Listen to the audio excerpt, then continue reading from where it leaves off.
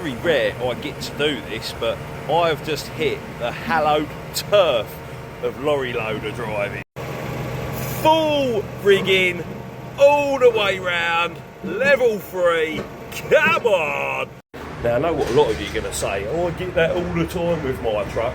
But with the type of work I do, it's very rare I've got the space to get the legs, certainly on the non-lift side, out that far. So we're going to need it today because we've got a few floors to do. Now, one of the many questions I get on these multiple higher lifts is what's the best way to set the truck up in regards to booms and how I'll get it level so it doesn't seem to take forever, which it does. That just took 2 hours. So you will have to excuse how I have to do my pictures now. Obviously I can't show the truck's name, but this will give you an insight to how I've got my boom set up. The main thing is down at the bottom here, if I just point down here, is keeping that one in the same position. That allows you to only use 2 of the sort of knuckle functions, one obviously being on the fly jib, which lets me then come in at this level height. Because once we're in there, we keep it nice and tight to the ceiling. We're trying to land this onto trolleys and pallet trucks, various other things.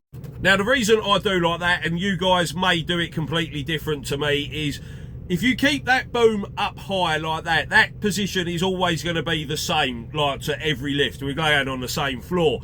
If you keep changing it, what happens is when you're sort of up vertical like that, you go over the 60 degrees, which then slows the lorry loader down on a fascie. So the quicker you can get it off that 60 degrees, the better. That's why I use the secondary knuckle. I boom that up high, puts me on about 67 degrees.